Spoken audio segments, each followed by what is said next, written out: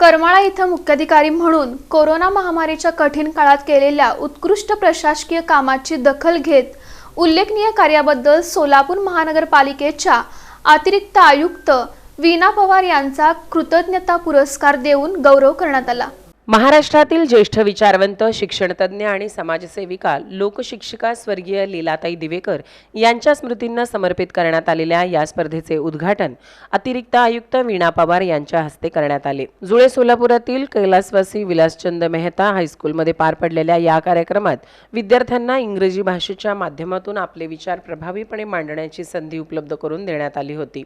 करमाळा नगर परिषदेत मुख्याधिकारी म्हणून कार्यरत असताना कोरोना महामारीच्या काळात वीणा पवार यांनी प्रशासन, आरोग्य व्यवस्था आणि नागरिकांच्या मदतीसाठी उल्लेखनीय काम केले होते। संकट काळात त्यांनी दाखवलेले नेतृत्व, प्रशासनातील तत्परता आणि लोकाभिमुख कामकाजाची दखल घेत त्यांना कृतज्ञता पुरस्कार देऊन गौरवण्यात आले।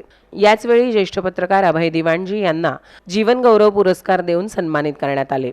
या दोन्ही मान्यवरांच्या सन्मानामुळे कार्यक्रमाला विशेष महत्त्व प्राप्त झाले। अतिरिक्त आयुक्त आहे महानगरपालिका सोलापूर आणि आज माझा सन्मान यश कल्याणी संस्थेच्या वतीनं गणेश करे पाटील साहेब यांच्याकडनं आणि तुमची शाळा मेहता शाळा याच्या संयुक्त विद्यमाने झालेला आहे। कृतज्ञता सोहळा त्यांनी व्यक्त केलेला आहे। अधिकाऱ्याच्या जीवनात हा क्षण कमी वेळेला येतो। दिवंजय सर, अधिकाऱ्याच्या जीवनात कृतज्ञता सोहळा हा क्षण कमी वेळेला येतो। तुम्ही आमचे हे काम केलेच नाही, तुम्ही आमचे ते काम केलेच नाही, हे सूर आम्हाला जास्त ऐकायला मिळतात। परंतु करमाळा या शहरामध्ये मी मुख्याधिकारी असताना 2018 ते 21 असं 3.25 वर्ष काम केलं।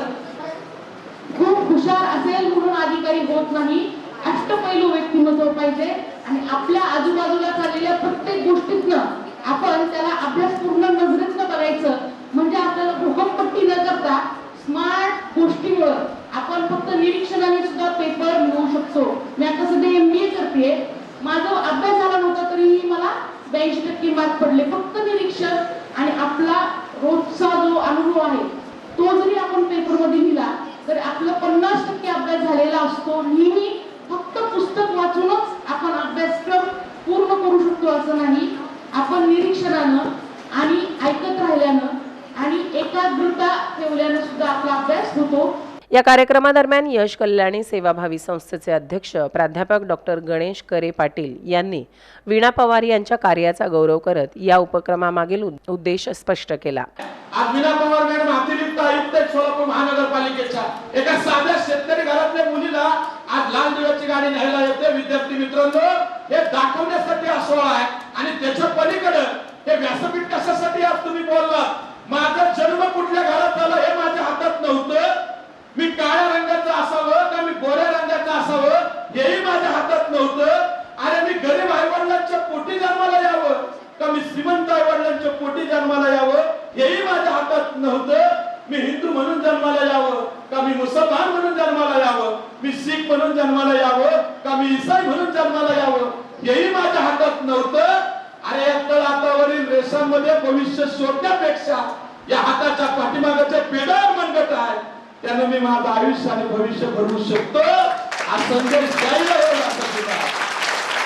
एवढे प्रमुख पाहुणे करण्यासाठी आणलेले आहेत। आयुष्यातल्या खूप सुट्ट्या आपण सगळे एन्जॉय करतो। मला पालक वर्गाला सांगायचंय, आज सगळी मोठी माणसं फक्त विद्यार्थ्यांना प्रेरणा देण्यासाठी आलेले आहेत। विद्यार्थ्यांमध्ये इंग्रजी भाषेबद्दल आत्मविश्वास निर्माण करून त्यांना जागतिक स्तरावरील संधीसाठी सक्षम बनवणे हा या स्पर्धेचा मुख्य हेतू असल्याचे त्यांनी सांगितले। तसेच मुख्य लेखाधिकारी तथा नियंत्रक अधिकारी डॉक्टर रत्नराज जवळगीकर यांनी विद्यार्थ्यांना यावेळी मार्गदर्शन करत भविष्यातील वाटचालीसाठी शुभेच्छा दिल्या। इंग्रजी भाषा ही केवळ परीक्षेपुरती मर्यादित नसून ज्ञान, संशोधन, संवाद आणि करिअरच्या नव्या संधी उपलब्ध करून देणारे प्रभावी माध्यम असल्याचे त्यांनी नमूद केले। त्यामुळे ती संधी तुम्हाला मिळणार आहे आणि मला असं म्हणायचं आहे की काही मुलं असतात की ती म्हणजे घाबरत असतात थोडी, की त्यांना आपल्या पालकांनी आणि शिक्षकांनी त्याला प्रोत्साहन दिलं पाहिजे। त्याला वक्तृत्वात भाग घ्यायला किंवा कुठल्याही चांगल्या स्पर्धेमध्ये भाग घेण्यासाठी त्याला पुशअप केलं पाहिजे। लक्षात येते का? जो काम करणारा असतो त्याचं काय नसतं, पण तो प्रेझेंट करणारा त्याला वक्तृत्व असतं, त्याला प्रेझेंट करण्याचं कौशल्य असतं। त्यामुळे तो मग अधिकाऱ्यांच्या मोठ्या अधिकाऱ्यांच्या वगैरे ह्याच्यामध्ये तो अरे नाही बरोबर आहे असं होतं. त्यामुळं वक्तृत्व तुम्हाला आली पाहिजे. आणि आणखीन एक मला तुम्हाला सांगायचं विद्यार्थी म्हणून की तुम्हाला ज्यामध्ये गती आहे म्हणजे ज्यामध्ये आवड आहे ते निवडा. इकडे काहीतरी होत आहे किंवा डॉक्टर झालं पाहिजे, इंजिनियर झालं पाहिजे, हे झालं पाहिजे, ते झालं पाहिजे असं नाहीये. आता तुम्ही जीवन गौरव पुरस्कार सरांना मिळाला, त्यांना वक्तृत्व लिखाण यामध्ये कौशल्य होतं म्हणून यामध्ये एवढ्या मोठ्या पदावर ते पोहोचले.